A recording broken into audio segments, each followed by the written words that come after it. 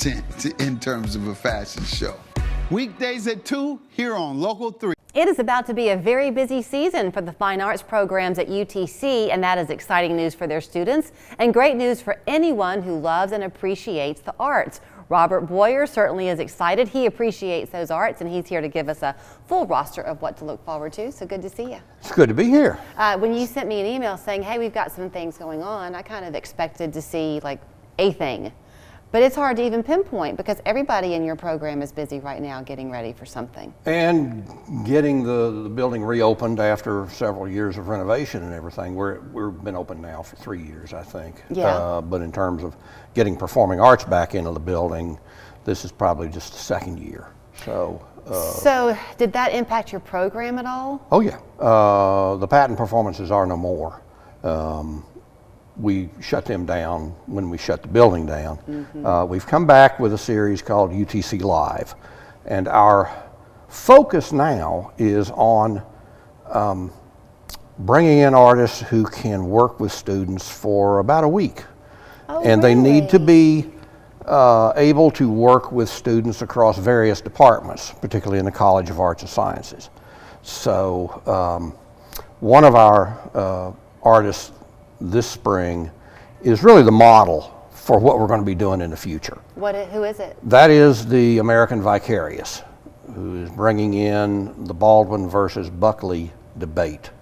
They're going to be working in African American literature classes, African American history, civil rights classes, several history classes, as well as with the Honors College. Mm-hmm. So this is campus-wide then? It's not. It is going to be in the future, yeah. This one is pretty much campus-wide, and I'm looking for artists who can do this next year, next academic year. Okay, so I mean, I've got a little bit of time, not a ton, but Baldwin versus Buckley, give us the story. Baldwin versus Buckley was the famous debate in 1965 by James Baldwin.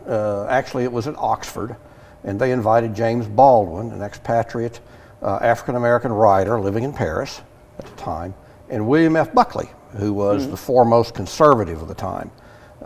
What got me interested in it was, of course, as growing up, I read Buckley in the Chattanooga Times every day because his writing is so spectacular. Right. Can't agree with the thing he says, but the writing was so good. And when I saw it, growing up, I would have been 10 when that debate took place, so I had no real knowledge of it. So I went looking at it.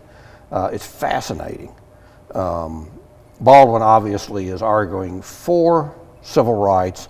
Buckley is arguing against the need for it.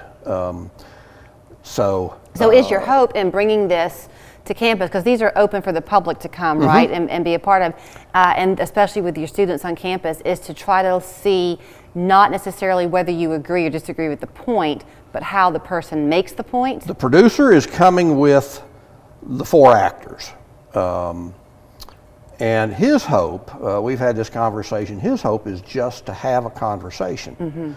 And what they'll be doing is they'll present the play, and that lasts an hour or a little less. And then the 50 people in the room at each performance have another hour to talk about, what they think. What they heard, how they reacted to it, and just have a conversation. No argument, no pro-con, no nothing, just how do you react? What does this still ring true? Right. My daughter, one of my daughters was playing me something that was a TikTok video the other day, and I won't tell you what the debate was, but there was a debate, and the person who made the stronger argument probably is not the person who I philosophically align with. But it was really interesting because this particular person's points were far better made than the other person. We don't do debates. We call a question and answer session a debate now. Yeah.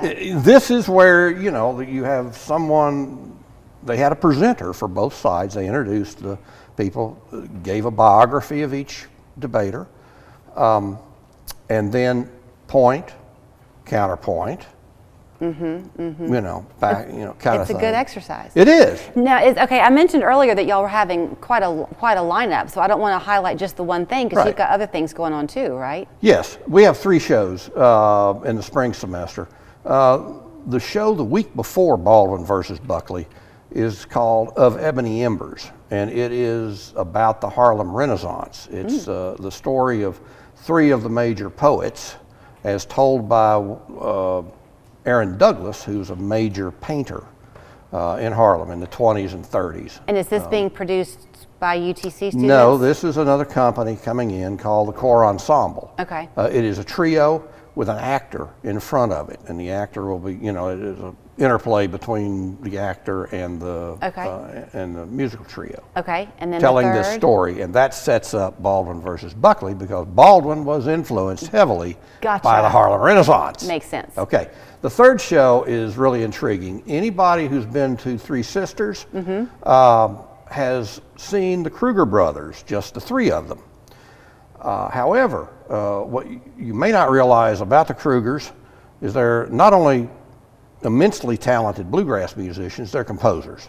Oh. And they have composed a number of different suites. One of them in commemoration of the Roan Mountain National Monument or whatever. They've done one for Rocky Mountain National Park, this sort of thing. And they perform those suites with a string quartet. Oh, okay. So there's this interplay between the bluegrass instruments and the traditional string quartet instruments. It's an interesting fusion, and they don't bring that to Three Sisters. But we're bringing the big show in. Okay, so fabulous. So in order to get people in the seats, tell me what they do. They go to UTC's website to buy their tickets? Yeah, we have all the shows up on the front page. Okay. All you have to do is click the button under each show that says buy tickets, and it will take you to the ticket site. I wish we had had more time because I loved all your backstories and the education you provided, but you gave us a bit of a tease, so hopefully people will go and get those seats while they can. Yeah. Thank you. Thank you. Now at Hardee's, 2 hand-breaded chicken tender wraps are only $5. Choose your favorite flavors for